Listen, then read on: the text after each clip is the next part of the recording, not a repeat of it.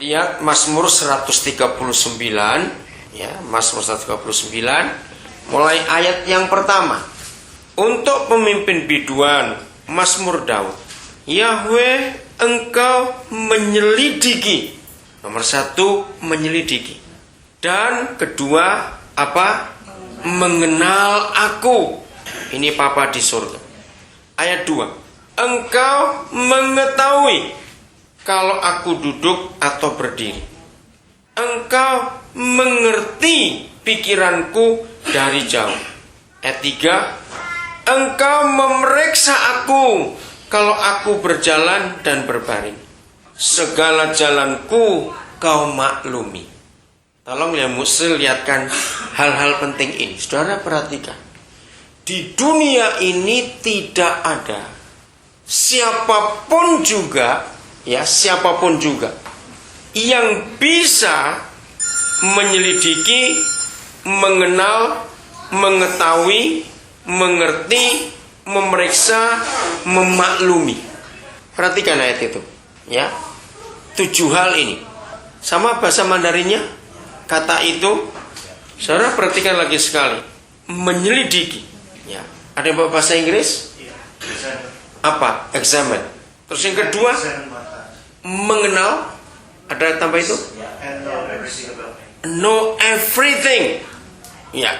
Yang ketiga, mengetahui. Apa? Ayat 2. Mengetahui apa bahasa Inggrisnya?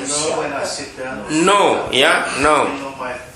Ya, dan mengerti pikiranku. Terus yang 3 itu memeriksa. Inggrisnya bilang apa? Examine juga.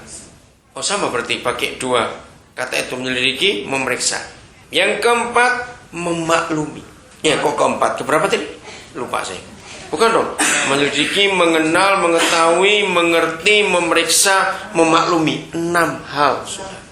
6. Yang kedua, mengetahui. Ya. Kalau yang ketiga, menyelidiki dengan detail. Dengan detail ayat 3 ya. Detail satu. Satu-satu. Ya. Saudara, itulah Papa kita di surga. Sungguh, tidak ada satupun pribadi di dunia yang seteliti Papa kita tentang kita. Betul tidak? Kalau kita lihat ayat ini.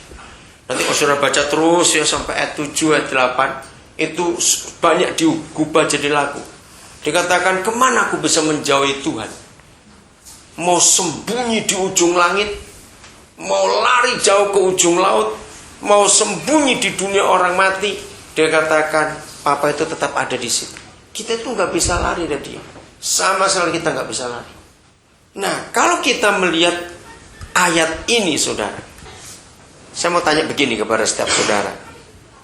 Ada nggak satupun masalah yang begitu sulit yang kita hadapi, itu sulit buat Papa di surga?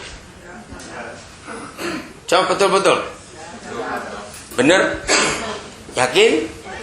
Tapi saya mau buktikan saudara tidak yakin. Loh, kok bisa? Kenapa saya berani berkata itu? Selama saudara masih bisa marah, jengkel dengan satu keadaan atau masalah yang saudara hadapi, berarti saudara nggak yakin apa yang saudara katakan. Loh, ngerti nggak maksudnya? Tahun kemana tahun? Lihat itu, ya? Oh di bawah. Kita lihat ayat ini. Kalau kita berkata nggak ada yang sulit buat Tuhan, karena Dia adalah Papa yang sangat tahu akan kehidupan kita, berarti saudara, bagi Dia pun nggak ada yang sulit. Tapi kalau kita begitu menghadapi masalah, kita menghadapi kesulitan, terus kita marah, kita ngomel, kita berontak, itu tandanya apa? Ya betul, bagi kita nggak percaya.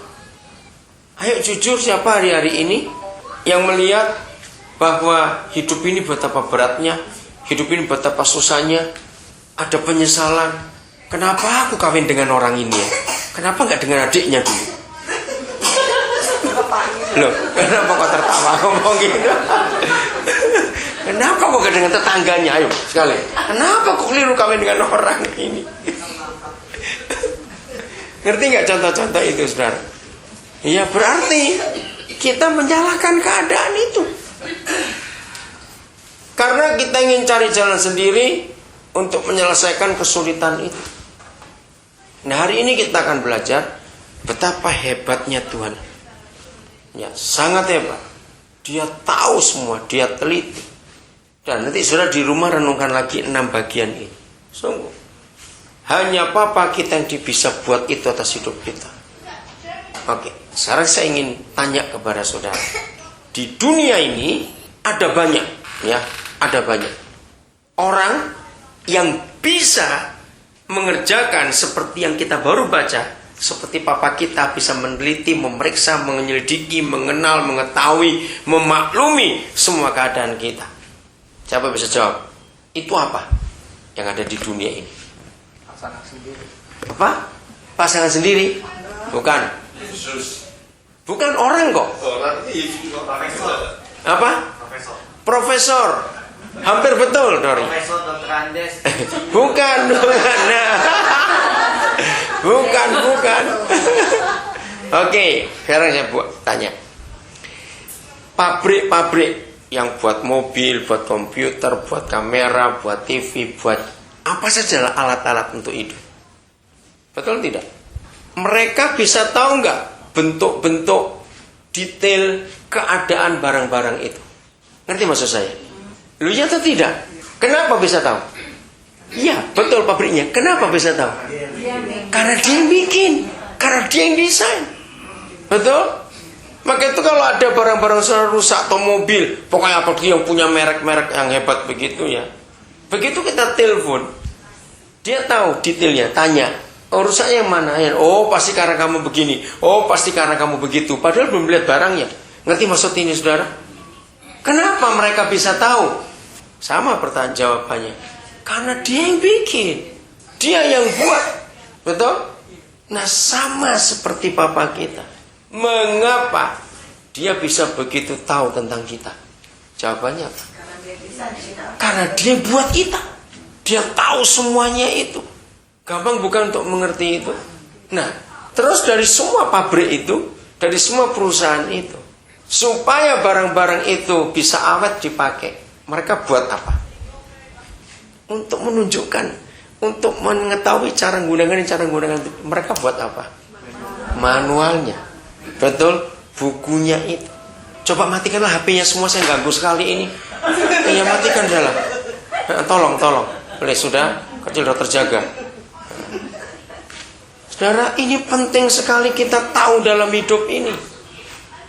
Bahwa kalau kita tahu siapa yang buat kita, maka dialah yang bertanggung jawab atas hidup kita. Amin. Dia bertanggung jawab. Nah sekarang masalahnya, kita mau nyerah atau tidak? Ya lagi sekali, masalahnya kita mau nyerah atau tidak? Sama seperti duduk situ aja. Ya. Sama seperti perusahaan-perusahaan atau barang-barang yang kita beli tadi itu. Bagaimana supaya barang-barang itu awet dan bisa enak dan bisa baik dan bisa menguntungkan kita kalau kita pakai? Apa jawaban saudara? Bagaimana caranya? Iya, melihat manualnya dengan baik. Nah, makin canggih barang itu, makin hebat barang itu, ternyata buku petunjuknya itu makin detail cara jelasannya, betul nggak? Contoh barang-barang komputerized yang kita beli, barangnya kecil, tapi manualnya bisa begitu tebal, betul? Kenapa? Karena penggunaannya. Ya, itu perlu perhatian khusus.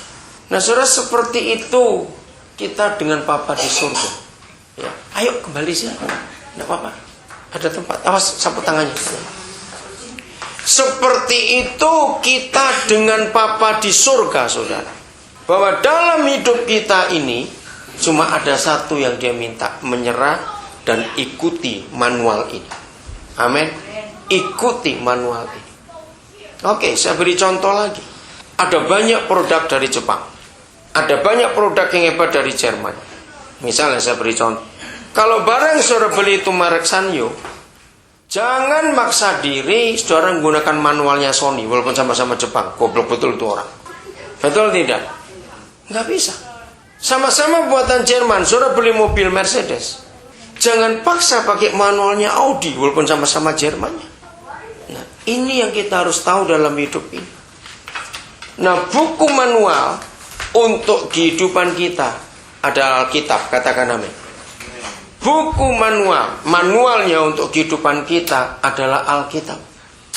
Jadi untuk apa saja dalam hidup kita, kita harus melihat Alkitab. Untuk apa saja. Maka itu kenapa di dalam gereja ada istilah back to the Bible. Masih kata itu?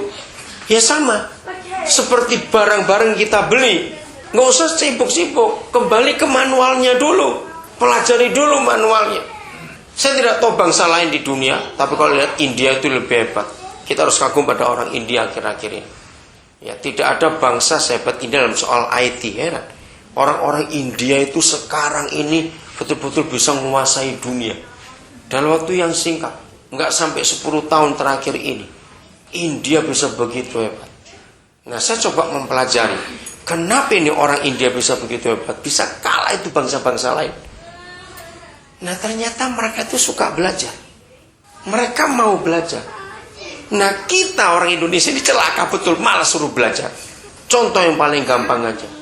Berapa banyak kita punya handphone canggih-canggih, cuma bisa telepon SMS. Padahal di dalamnya itu bisa dipakai untuk macam-macam. Kenapa? Karena kita malas baca manualnya. Karena kita nggak mau repot. Nah, seperti itu hidup Kristen kita. Kalau kita ingin menikmati ya betapa hebatnya hidup ini, saudara lihat manualnya. Apa tadi itu manualnya? Alkitab itu. Lihat manualnya. Karena dengan manual itu kita akan belajar dan tahu bagaimana cara menggunakan hidup ini dengan baik. Di Alkitab ada aturannya semua. Maka itu kalau saudara baca kitab Ulangan 28 misalnya, itu ada 2 pilihan. Tegas sekali Bapak kita. Masih ingat apa dan apa? Berkat dan kutuk. Lihat itu. Kenapa Papa ngajukan 2 hal itu? Karena kelihatannya kejam sekali.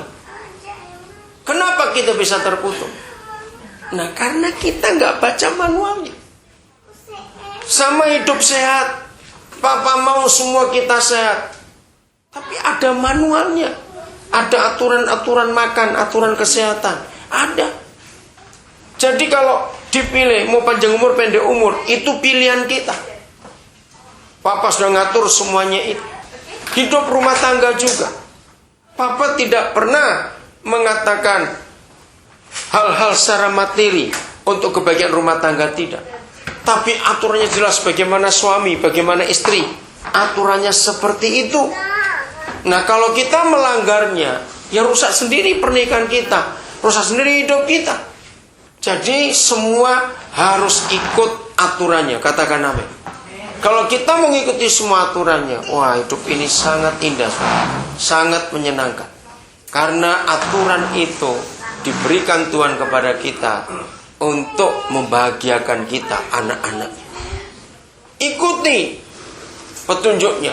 Kita belajar, kita selidiki, dan kita ingin tahu lebih dalam lagi mana yang Tuhan harus yang Tuhan sediakan buat kita. Udah masih 139 kitab Mazmur, kita lanjutkan ya. Kitab Mazmur ayat yang ke-6. Terlalu ajaib bagiku pengetahuan itu. Terlalu tinggi, tidak sanggup aku mencapainya. Hebat bukan? Terlalu ajaib, terlalu tinggi, terlalu luar biasa. Itu Bapa kita di surga terhadap kita anak-anaknya di dunia ini. Ayat 7. Kemana aku dapat pergi menjauhi rohmu? Kemana aku dapat lari dari hadapanmu? Jika aku mendaki ke langit, engkau ada di sana. Jika aku menaruh tempat tidurku di dunia orang mati. Nah, itu orang stres ini saudara. Di situ pun engkau. Jika aku terbang dengan sayap fajar dan membuat kediaman di ujung laut, juga di sana tanganmu akan menuntun aku dan tangan kananmu memegang aku. Jika aku berkata, biarlah kegelapan saja melingkupi aku dan terang sekelilingku menjadi malam. Jadi orang stres lagi, punya gelap terus. maka kegelapan pun tidak menggelapkan bagimu, dan malam menjadi terang seperti siang. Hebat gak Bapak kita? Malam pun dibuat bisa jadi terang, kegelapan sama seperti terang. Kenapa itu semua bisa terjadi? Nah, perhatikan kata pertama ayat 13. Ada kata apa? Kata pertama, bukan kalimat. Ayo. Nah, sebab. Ya. Jadi dari ayat 1 kita sudah diterangkan. Papa kita menyelidiki, mengetahui, mengenal, memeriksa, memaklumi. Dia tahu semuanya. Lalu dia katakan kita lari kemana saja, dia ada di situ. Kita mau sembunyi dalam kegelapan pun, dia tahu. Gelap pun jadi terang. Kenapa itu semua bisa terjadi? Kata sebab. Nah, ini jawabannya. Sebab apa? Saudara, kita melihat ini. Sebab engkaulah yang membentuk buah pinggangku, menenon aku dalam kandungan ibuku. Nah, ini alasannya. Mengapa Papa bisa tahu semuanya itu? Jawabannya ya karena dia yang buat kita. Detail-detail hidup kita dia tahu. Saudara, yang menarik itu adalah kata ini, buah pinggang. Kok aneh? Padahal secara medis, begitu pembuahan terjadi, ya begitu pembuahan terjadi, maka yang dibentuk adalah kepala. Betul? Kepala dulu. Itu bulan pertama itu kepala. Jadi kalau ada anak cacat bibir sumbing, ya, itu karena mamanya lagi stres waktu hamil, masuk bulan pertama dan bulan kedua. Loh, kok bisa begitu? Saudara, cari buku medis, saudara akan tahu. Semua cacat lahir itu bukan dari Tuhan. 100% karena orang tua atau karena manusia. Ya. Nomor 1, karena salah makan. Ya, apalagi zaman sekarang makanan semua pakai pengawet. Nah, pas makanan itu masuk, bayi itu masa pertumbuhan di bulan keberapa, misalnya begitu. Ya. Yang kedua, karena obat yang salah. Yang ketiga, karena di batin yang salah. Sampai hari ini tidak bisa terbukti dari dunia medis, tapi fakta. Maksudnya begini, kalau ibu itu hamil anak perempuan, ternyata seluruh keluarga pengen anak laki. Bisa-bisa pokoknya laki ini, harus laki ini, harus laki. Saudara tahu, jadi tomboy anak itu. Perempuan tapi kayak laki. Tapi sebaliknya, kalau dikandung anak laki tapi ingin perempuan, jadi lain. Nah, ini yang dunia kedokteran belum bisa membuktikan. Mengapa hanya membatin? Tahu kata membatin ya? Itu hormon bisa berubah. Pernah lihat bukti enggak dari keluarga kita, teman-teman kita? Maka itu saudara, sejak saya mengetahui hukum itu, kalau ada orang hamil, saya selalu bilang, jangan ingin laki atau perempuan, biar tunggu sampai dia lahir. USG pun bisa salah, betul? Berapa banyak USG salah? Maka itu kalau ada orang mengandung lalu minta saudara, tolong carikan nama, langsung katakan, dalam nama Yesus, jangan pilih nama dulu, tunggu anak itu lahir. Itu yang paling tepat. Karena bisa salah. Nomor 4, nomor 5 saya lupa tadi. Saudara, bayi itu kan tulangnya masih sangat rawan, betul, tulang muda.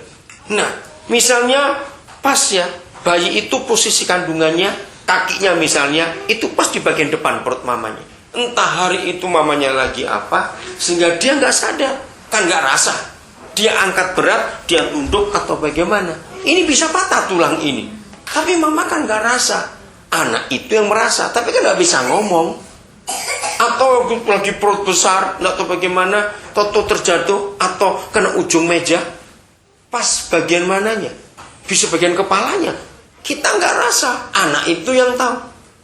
Lalu ada apa-apa di kepalanya, ada pembengkakan di otaknya, bisa terjadi.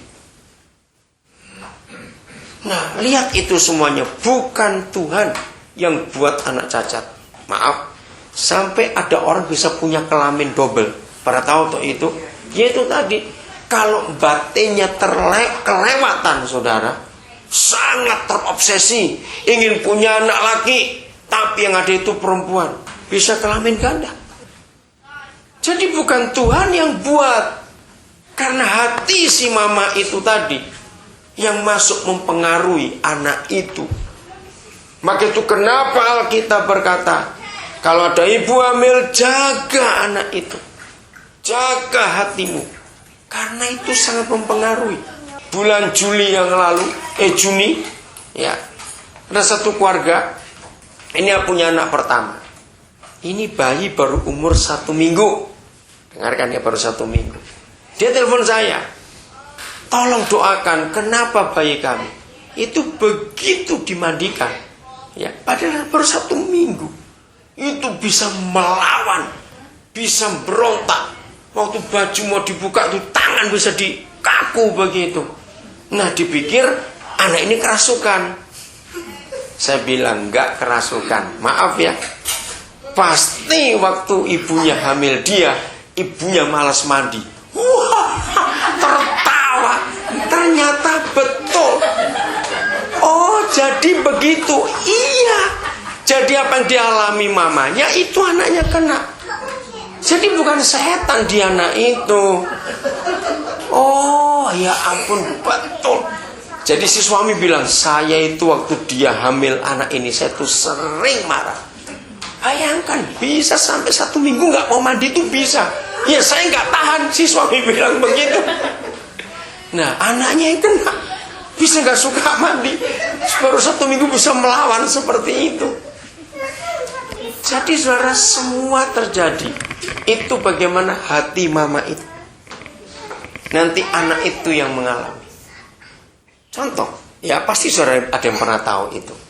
Waktu ibu itu hamil, suaminya kurang ajar, misalnya gitu. Jadi si istri ini bencinya pada suaminya itu luar biasa.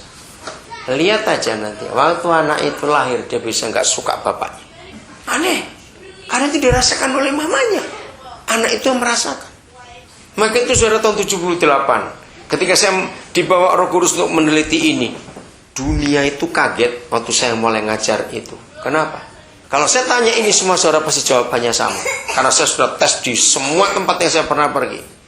Menurut saudara, karakter itu nurun tidak dari papa mama? Nurun, jawabannya pasti nurun. Ternyata tidak. Saudara buktikan, tapi saudara nggak pernah istilahnya. Coba lihat yang bersaudara lebih dari 2. Ya kalau 1 nggak bisa, kalau 2 juga nggak bisa. Di atas 2, 3, 4, 5. Dari 1 papa dan mama yang sama. 3, 4, 5 kakak beradik kandung, sama tidak karakternya? Nah, kalau kenapa ngomong nurun tadi? Ayo, kenapa ngomong nurun? Kalau karakter nurun, pasti sama semua. Bahkan yang kembar pun nggak sama. Hebat bukan Alkitab itu? Alkitab itu mengajarkan. Kenapa karakter nggak diturunkan? Kenapa beda? Karakter itu dibentuk dari 2 hal. Ya, kalau dunia kedokteran bilang itu karena kromosomnya, karena DNA-nya. Saya bilang tidak. 1, suasana hati mama waktu hamil anak itu. Nah, setiap waktu kondisi hati kita kan berubah-berubah. Betul?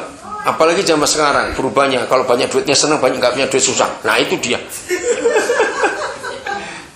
Sering kali rumah tangga ribut gara-gara duit itu tadi. Saudara, jadi hati ini itu yang menjadikan karakter seorang manusia. Suasana hati mama itu bagaimana? Maka itu papa kita teliti betul dalam hal ini. Yang dia katakan pertama, sebab engkau yang membentuk buah pinggangku. Kenapa bukan kepala? Oh, saya lupa bibir sumbing. Nah, dalam kandungan bulan pertama, bulan kedua, ini sangat penting. Karena itu bagian kepala dibentuk. Bulan ketiga, itu bagian tubuh semuanya. Masuk bulan keempat, itu sudah selesai pembentukan, tinggal pertumbuhan. Maka itu 3 bulan pertama kandungan itu sangat penting dijaga, saudara. Sangat penting. Karena ini pembentukan. Cacat itu di 3 bulan pertama ini 80% terjadi. Bayangkan berapa banyak kita ketemu juga. Ada banyak ibu yang gak sadar kalau sudah sedang hamil. Karena gak rasa. Tergantung kondisi ibu itu. Sampai 4 bulan pun ada bukan? Yang gak tahu kalau sudah hamil. Nah, bayangkan kalau itu terjadi, dia masih jogging, senam, aerobik, lompat-lompat, makan segala macam karena dia nggak tahu kalau dia hamil. Bulan pertama ketika mulut atau bibir ini dibentuk dengan langit-langit itu bersama. Maka itu kebanyakan bibir sumbing dan langit-langit lubang. Itu hampir selalu bersama. Kenapa? Jadi ketika pembentukan kepala di bulan pertama, kalau mama itu mengalami tekanan yang berat sekali, maka pertumbuhan bayi itu terhambat.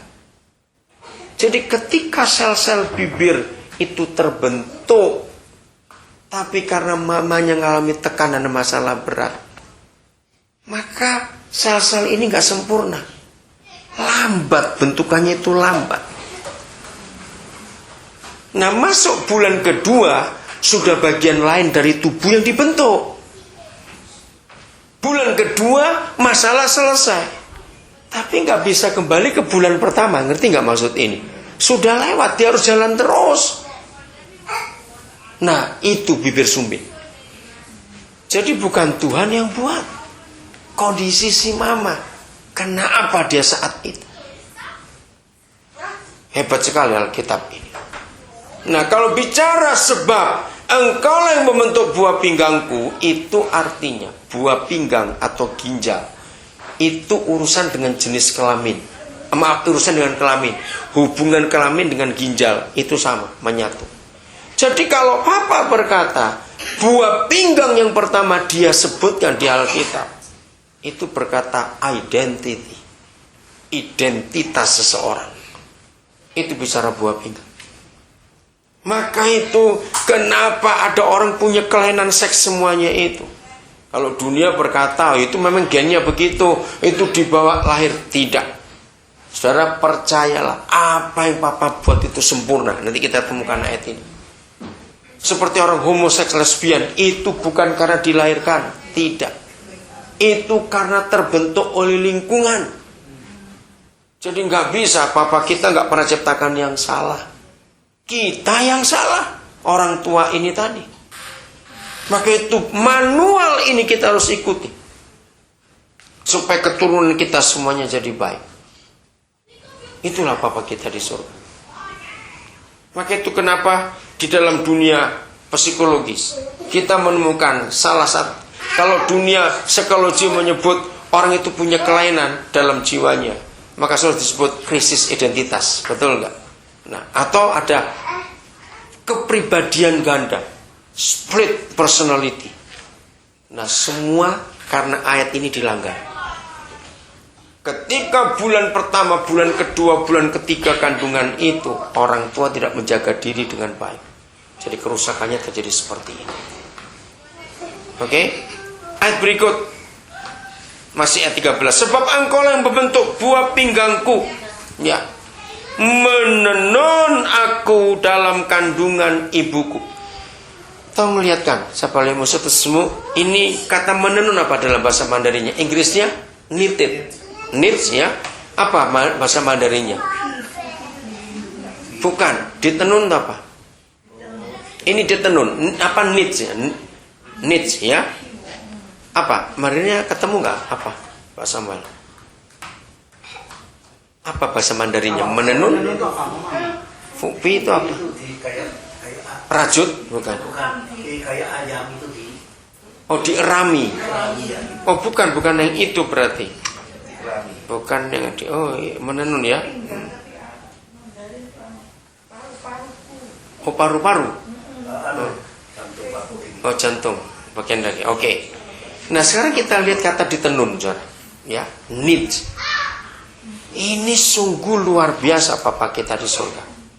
Oke, saya tanya kepada saudara, apa perbedaannya buatan pabrik dan buatan tangan? Handmade dengan factory, bedanya apa? Ayo, bedanya di mana? Jangka waktu. Jangka waktu, bukan? Iya. Kalau handmade itu nggak bisa sama. Nah, kita ini handmade, menenun di dalam kandungan. Saudara, pernah kagum nggak? Saya belajar ini, saya kagum. 2 hal saja, nggak usah banyak-banyak. 1, wajah orang. Nah, Padahal saudara, wajah orang ini, muka kita kan nggak ada yang 1 meter persegi muka itu. Oh loh, nakutin dong kalau muka 1 meter persegi. Loh, bayangkan wajah cuma sekecil ini luasnya, bahannya sama, alis ya 2, mata 2, bibir, hidung. Tapi lihat papa kita, cuma ditarik, ditambahi, diapakan dikit, berubah semua. Nggak ada yang sama kita ini. Anak kembar 1 telur pun tetap ada bedanya. Pertanyaannya, kok papa kita nggak kehabisan model? Lu betul nggak? Lihat wajah orang ini mengagumkan sekali, luar biasa. Ya, oke, itu kita sudah kagum. Nomor 2, sidik jari. Fingerprint ini sedunia nggak ada yang sama, sudah. Hebat nggak? Bagaimana caranya? Terus kalau kita ada siapa? Siapa panggil siapa? Oh. Sekarang kita lihat bagaimana apa ya? Data apa? Bank data di surga. Kok bisa nggak sama sedunia? Nggak ada satupun yang kelewatan. Yang hidup sekarang hampir 7 miliar. Bisa bayangkan? Yang sudah mati berapa banyak? Nggak ada yang sama. Yang akan lahir lagi berapa banyak lagi? Nggak ada yang sama. Ini betul-betul handmade kita. Maka itu kita ini bukan antik tapi unik. Jangan bilang antik ya, lain lagi kalau antik. Kita ini unik. Maka itu sampaikan kepada semua orang. Kalau mereka ada yang tertekan karena dari kecil dikatakan kamu tuh jelek, kamu tuh jelek, kamu tuh jelek, bacakan ayat ini. Di dunia ini gak ada orang jelek, karena gak ada bandingannya kok. Jelek mau dibanding siapa? Masing-masing kita itu 1 orang. Loh, betul gak? Mau dibandingin siapa jelek? Gak ada. Betul? Hebat sekali. Setan yang merusak semuanya itu. Jadi kata menenun itu sangat dahsyat dan sangat ajaib. Maka itu kalau menikah gak usah pilih-pilih. Secakap apa, sejelek apa, kalau tua juga jelek. Betul. Iya, makanya. Jadi menikah bukan karena wajahnya. Oke, karena orangnya. Ayat 14. Aku bersyukur kepadamu oleh karena kejadianku dahsyat dan ajaib. Ajaib apa yang kau buat, dan jiwaku benar-benar menyadarinya. Saudara, kalau diuraikan ini nggak ada habis-habisnya. Terlalu ajaib, terlalu dahsyat yang kau buat itu. Bayangkan ada di dalam kandungan. 1 sel yang dibentuk pertama kali, begitu sperma papa kita bertemu sel telur mama kita, jadi 1 sel. Nggak bilang jam, berapa menit kemudian dia pecah jadi 2 sel.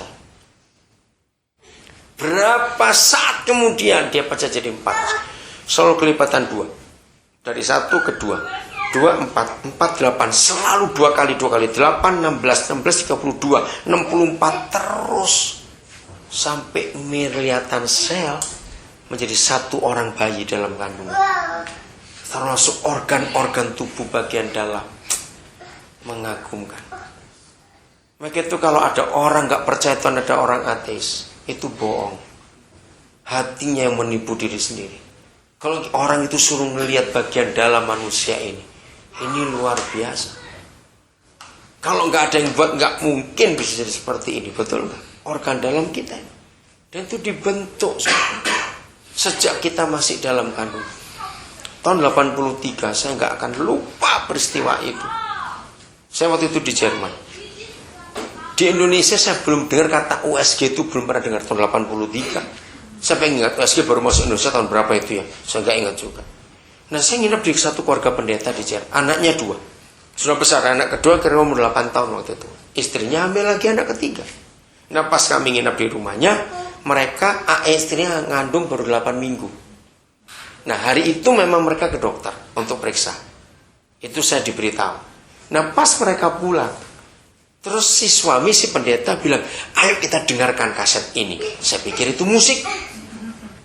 Begitu diputar, saya kaget. Itu suara kayak mesin pabrik. Loh, kamu tuh beli kaset apa? Saya bilang, ngapain segini kamu beli? Terus dia bilang, ini suara detak jantung anak kami. Loh, yang nomor berapa? Saya pikir yang masih sudah gede-gede itu. Loh, yang nomor berapa? Iya, yang nomor 3. Hah? Maksudnya saya kan nggak ngerti. Ternyata di Jerman sudah ada USG yang bisa merekam detak jantung. Jadi itu suara detak jantung bayi mereka yang umur 8 minggu 2 bulan. Dan ada fotonya. Itu pertama kali saya lihat foto USG. Nah, bayinya itu nggak sampai 2 cm. Coba saudara, tangan. Seberapa itu nggak sampai 2 cm? Bayangkan, nggak sampai 2 cm sudah ada detak jantungnya. Langsung saya menangis. Kenapa saya nangis? Nah, kalau orangnya nggak sampai 2 cm, jantungnya itu seberapa? Ayo, segede kita ini. Yang paling gede antara Kurnia Tony, siapa lebih gede? Saya nggak tahu ini. Siapa lebih gede? Kurnia atau Tony? Nah, kan segede itu jantungnya cuma sekepel loh, saudara. Betul nggak? Jantung kita cuma sekepel. Nah, kalau kurang dari 2 cm jantungnya cuma titik. Itu sudah bisa direkam dan sudah produksi darah di situ, saudara. Apa saya nggak nangis itu? Saya bilang, Papa, kok luar biasa. Terus saya pegang dada kiri saya. Wih, ternyata dia ini sudah berfungsi sejak saya masih belum tahu apa-apa. Paling tua Pak Samuel. Jantung ini nggak pernah capek, nggak pernah ganti oli. Ini mesin pompa yang hebat, bukan? Luar biasa. Bayangkan itu. Hebat sekali. Maka itu dahsyat yang kau buat, dahsyat. Ajaib. Ketika kita masih dalam kandungan, papa mama kita saja nggak tahu, kita tuh jadi apa kayak apa dia nggak tahu. Tiba-tiba jadi dari jam ke jam terus. Kok saudara baca tentang otak lebih hebat lagi. Ternyata waktu kita masih di dalam kandungan, yang paling ribut di antara semua organ tubuh kita adalah sel-sel otak. Itu paling ribut, saudara. Itu seperti mercon, dikatakan begitu. Karena tiap kali sel terbentuk itu bunyi-bunyi. Dan mereka itu saling saut-sautan. Baca buku tentang otak, saudara akan kagum. Miliatan sel otak ini. Hebat enggak? Itu yang kita harus kagum. Saudara, siapa pernah kagum dengan kelapa? Kelapa? Kalau saudara nggak pernah kagum terlalu. Kelapa itu luar biasa, saudara. Saudara tahu satu-satunya pengganti air infus zaman perang sudah dibuktikan. Kalau nggak ada air infus, maka air kelapa bisa. Jadi kelapa dipotong, ya jangan dibuka, langsung tusuk dengan jarum. Itu bisa menghidupkan orang. Itu dibuktikan sejak zaman perang dulu. Nah, bayangkan dari mana Tuhan ngisi airnya? Ya, itu kan ajaib, bukan? Dari mana dia ngisi airnya? Ayo. Betul nggak? Ayo. Nggak ada lubangnya loh. Nggak ada lubangnya. Itu luar biasa. Airnya banyak lagi. Itu dari mana ngisinya? Kenapa? Manis lagi ya. Jadi banyak hal kita bisa kagumi di alam semesta ini. Apalagi kalau kita melihat manusia itu Tuhan buat dalam kandungan seorang ibu. Sangat ajaib. Saudara pernah kagum? Sadar nggak? Kita itu direndam 9 bulan 10 hari itu dalam air loh, saudara. Kok nggak berlumut? Ya kok nggak berlumut? 9 bulan 10 hari direndam, saudara. Aduh, itu luar biasa, betul. Dan yang lebih hebat lagi, saya pernah sadar nggak? Kita sampai boleh, kalau nggak salah bulan keempat, kalau nggak salah, atau bulan ketiga, saya lupa. Pokoknya kita sudah berak dan kencing itu saat dalam kandungan. Itu di tempat yang sama, tapi nggak terkontaminasi. Kagum nggak? Bagaimana cara papa milih? Nggak ada drainasenya di dalam. Loh benar, kita kencing dan berak loh, betul nggak? Kita sudah itu. Kok bisa? Luar biasa. Betul-betul ajaib itu baru ayat 14-nya. Apa saja. Oke. Terus, pertama kali saudara, saya tahu proses kelahiran. Itu tahun 85 bulan Mei waktu saya pertama kali ke Toronto. Itu saya melihat, waduh, luar biasa betul. Maka itu ketika saya lihat itu, saya lihat ayat ini, Tuhan, sungguh Bapa Engkau ajaib. Saudara, semua kita waktu baru lahir, detik, 2 detik, 3 detik pertama, semua kepala kita itu lonjong. Semua kepala kita itu lonjong. Nah, ternyata ada engsel di kiri kanan. Sudah gak ada, sekarang sudah gak ada, hilang sendiri. Jadi begitu lahir, kalau dunia medis berkata, maka alam, nature ini, itu otomatis udara luar itu menekan ujung kepala kita. Dan itu bunyi, klak, sebetulnya bunyi. Untuk membuat kepala kita normal begini. Ya, kalau medis berkata itu nature, kita percaya itu tangan Papa. Nah, ini cuma intermezzo saja. Bayangkan kalau dia lupa nekan. Iya enggak? Bayangkan kalau dia lupa nekan. Aduh, apa? Betapa ajaibnya, betul ayat ini tuh luar biasa. Hebat, hebat pokoknya sudahlah. Mengagumkan sekali. Amin. Itu Bapa kita. Ayat 15, ayo cepat. Tulang-tulangku tidak terlindung bagimu ketika aku dijadikan di tempat yang tersembunyi. Mungkin ini yang dikatakan tadi. Ayat 15 ya. Saudara lihat. Jadi sinar X yang pertama dibuat bukan Mr. Ronson orang Jerman, tapi surga. Ini kan sinar X. Kalau masih dalam kandungan, ternyata tulang-tulang kita terlihat jelas oleh Papa. Kan sinar X bukan ini. Nah, ini ayat yang saya temukan ketika saya disusui beberapa dokter, bahwa orang cacat itu karena manusia. Dan ini ayat, Papa itu melindungi.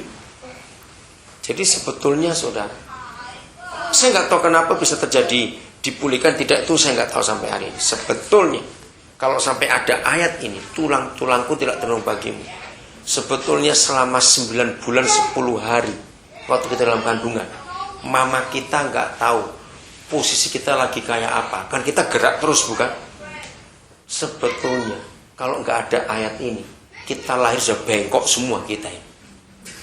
Loh, betul nggak? Kenapa? Habis kita gerak terus. Nah, mama kita begini, mama kita biarin begitu, dia terlentang, dia begini, kita mana tahu?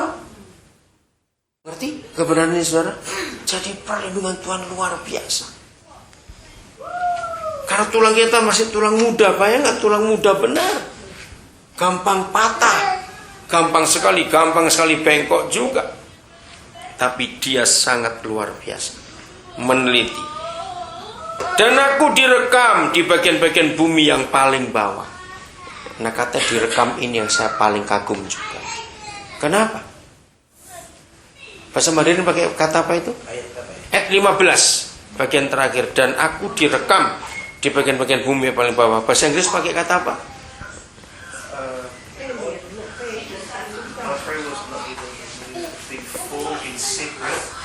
Form in secret and curiously wrote in the depth of the earth. Ya. Apa diapakan in the depth sebelumnya? In the depth. Ya sebelumnya. Embroidered.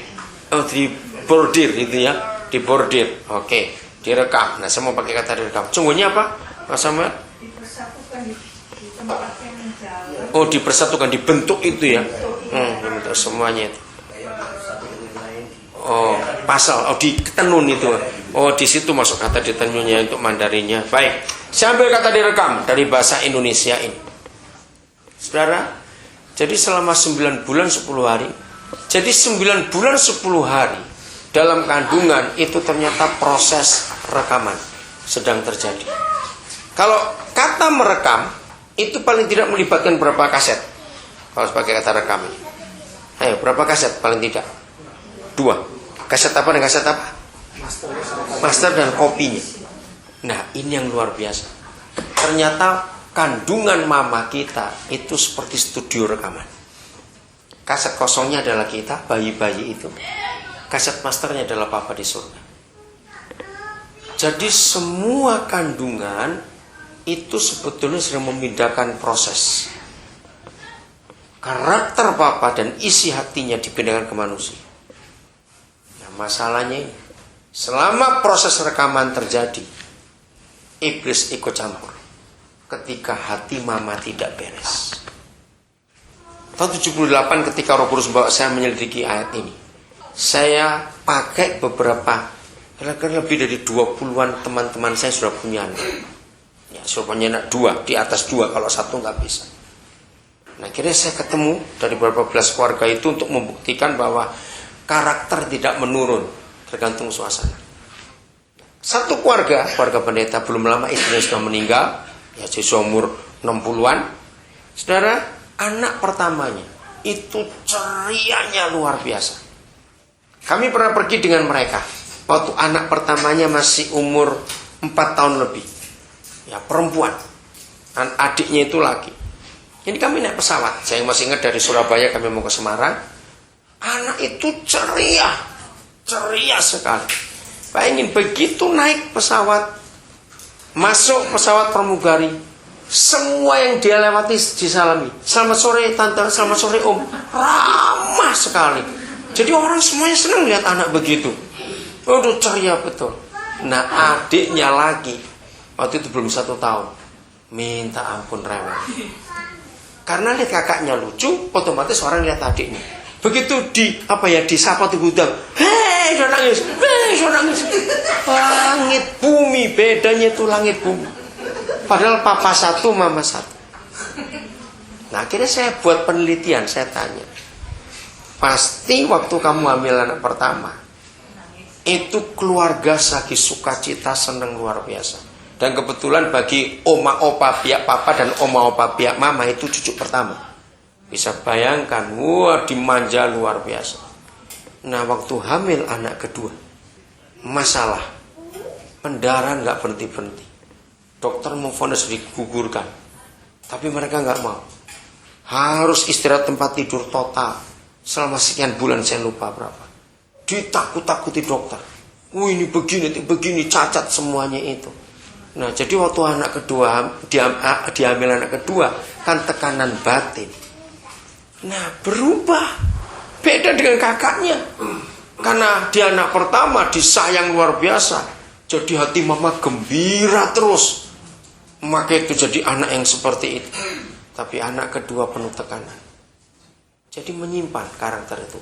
Jadi penakut, suka nangis. Saudara, hebat sekali Alkitab ini.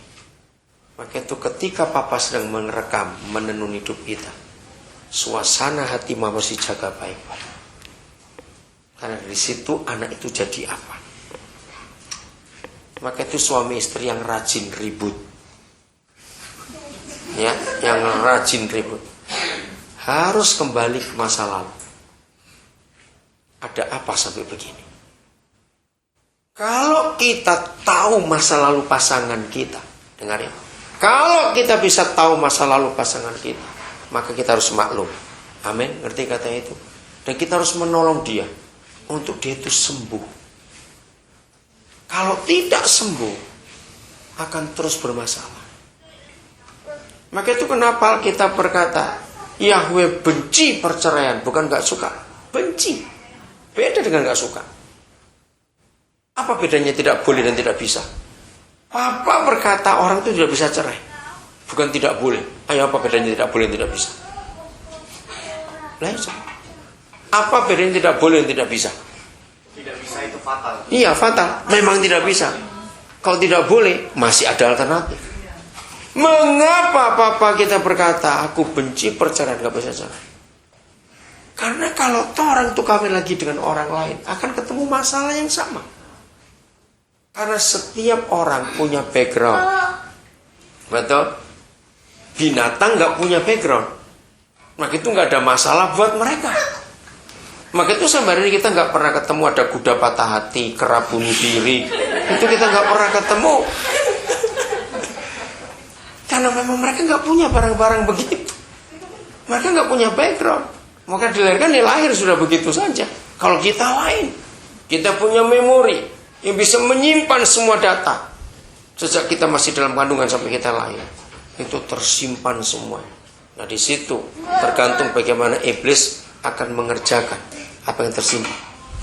Jadi suami istri yang rajin ribut hari-hari ini, coba masing-masing rendahkan hati. Masing-masing jujur, apa masa lalu ini sehingga terbentuk karakter seperti sekarang ini. Kita harus tahu kenapa orang yang menikah dengan anak pertama sering kali ribut, karena anak pertama gak mau ngalah. Dari kecil dibuat menang terus. Kenapa yang menikah dengan anak bungsu manjanya luar biasa, sudah tua aja minta dimanja? Ya memang anak bungsu. Nah itu contoh garis besarnya saja, bahwa masa lalu itu mempengaruhi kita sangat luar biasa. Jadi Alkitab itu mengajar kita tentang segala hal itu, sudah, untuk kita bisa tahu. Oke, ayat 16. Nah, ini klimaksnya, saudara. Ini klimaksnya. Matamu melihat selagi aku bakal anak, embrio, masih janin. Matamu melihat selagi aku bakal anak. Dan dalam kitabmu semuanya tertulis hari-hari yang akan dibentuk sebelum ada satupun daripadanya. Jadi begini saudara, arti ayat 16. Siapa pernah tahu, apalagi orang Tionghoa pasti tahu, kenapa di kalangan orang Tionghoa saudara ada peramal-peramal yang bisa meramal seumur hidup, dan itu mahalnya luar biasa. Saya pernah lihat sekali, satu keluarga anaknya 6, jadi suami istri dan 6 anak itu diramal sampai mati umur berapa, punya anak berapa. Buku ramalannya mewah. Ya, saya bilang berapa harga untuk meramal? Puluhan juta satu orang, karena lama sekali. Bedanya apa dengan ayat ini? Saudara, Papa di surga itu arti ayat 16. Dia sudah buat buku harian, diary untuk kita. Aneh, sebelum ada satupun dari hidup kita ada. Nah, buku harian itu dibuat biasanya, diary dibuat setelah hari itu lewat dong. Nah, kalau enggak kan namanya ngarang. Nah, Papa kita enggak ngarang. Dia sudah membuat buku harian hidup kita sampai umur berapa nanti. Dan jangan saudara ragu-ragu, ini bukan nasib. Nah, ini bedanya. Nasib itu beda dengan ayat ini. Kalau nasib itu istilah dipakai oleh semua agama di dunia. Kalau Papa kita bukan nasib, itu destiny. Beda bukan? Nah, apa bedanya nasib dengan destiny? Fate ya, apa fate? Bacanya gimana sih nasib itu? Fate. Fate. Ya, oke. Beda sekali. Di mana bedanya? Tolong baca dulu satu ayat, jangan tutup ya, Mazmur. Yakobus 1 ayat 17. Saya kagum pada ayat itu. Yakobus 1 17 dan juga Yeremia 29 ayat 11. Kalau Yeremia 29 ayat 11 banyak orang hafal. Yahweh berkata, aku tahu rancangan-rancangan apa yang ada padaku mengenai kamu. Masih ingat ayat itu? Yaitu rancangan damai sejahtera, bukan kecelakaan, untuk memberikan kepadamu hari depan yang penuh harapan. Nah, itu Papa kita. Sekarang ayat 17 Yakobus 1. Terus tolong bacakan, coba ketemu enggak? Yakobus 1 17. Lihat ayat ini saudara. Yang dari Papa kita cuma ada satu hal. Ya, ayat 17. Setiap pemberian yang baik dan setiap anugerah yang sempurna datangnya dari atas, diturunkan dari Bapa segala terang, padanya tidak ada perubahan atau bayangan karena pertukaran. Setiap pemberian yang baik dan setiap anugerah yang sempurna datangnya dari Bapa, dari atas. Jadi apa saja yang Papa tetapkan, yang dia tulis dalam buku hariannya untuk masing-masing kita sebelum ada satupun, itu pasti yang terbaik dan yang sempurna. Katakan amin. Nggak ada yang celaka, nggak ada yang cacat, nggak ada yang macam-macam, tidak.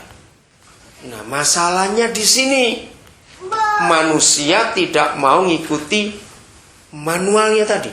Nah, sekarang ketemu nggak kata manual itu? Oke? Ketika semua pabrik, kembali ke pabrik-pabrik tadi ya, itu menetapkan. Saudara pernah kagum Pak pada semua jam yang buatan Swiss. Hebat sekali itu jam. Itu didesain ya oleh pembuatnya untuk tahan lama. Beda dengan buatan NRC. Ngerti istilah ini? Beda sekali. Nah, kalau buatan NRC asal jadi. Nggak perlu lama-lama jadinya. Nggak perlu lama-lama awetnya. Pokoknya jadi. Buat masuk. Kalau buatan Swiss jamnya beda. Itu memang didesain untuk tahan puluhan tahun. Betul saudara? Nah, itu desain Papa kita untuk kita juga. Dia desain kita itu luar biasa. Apa bedanya mobil Jepang dengan mobil Jerman? Nah, semua orang tahu kelebihan mobil Jerman seperti apa. Nah, seperti itu yang Papa buat atas hidup kita. Nah, masalahnya lagi sekali manualnya nggak pernah dipakai. Nah, kalau manual nggak dipakai ya istilah Jawa geradakan gitu dipakai ya rusak semua. Asal saja kembali pada manual. Dalam buku harian ini Papa sudah nulis buat itu. Itu sungguh luar biasa. Bisa berkata amin untuk ini. Sebelum ada satupun hari dari hidup kita, Papa sudah buat semuanya itu. Ayo sekarang kita cari manual. Bukunya bilang apa? Ikuti saja. Pasti beres hidup ini kalau kita ngikuti manual. Bawa semua anak-anak muda, anak-anak kita untuk ngerti. Tolong para orang tua mumpung anak-anak belum besar, ya untuk kita yakinkan. Nah, Dori, kalau kamu menikah kamu ingat itu. Ya anak siapkan betul. Kamu nggak boleh salah menikah.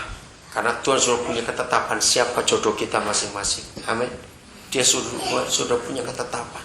Karena Papa tahu kita ini cocoknya dengan siapa. Ya, karena dia yang buat. Betul? Karena dia yang buat jadi dia tahu betul. Kita akhiri dengan Roma 8:28. Ya, ayat yang terkenal sekali.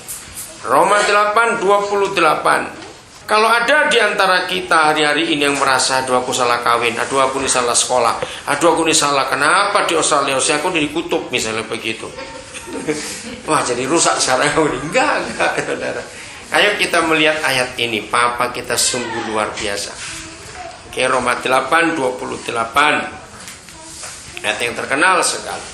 Kita tahu sekarang. Kapan? Sekarang. Nah, sekarang itu kapan? Ya, kalau besok bunyinya apa? Kalau kita tiba sampai besok? Ya, betul nggak? Tahun depan? Tetap sekarang.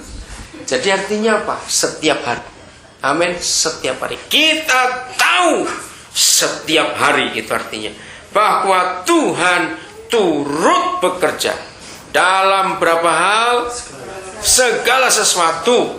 Nah ini loh. Untuk apa? Mendatangkan kebaikan bagi mereka yang mengasihi Dia, yaitu bagi mereka yang terpanggil sesuai dengan rencana Tuhan. Jadi saudara, serusak apapun hari-hari hidup kita hari-hari ini.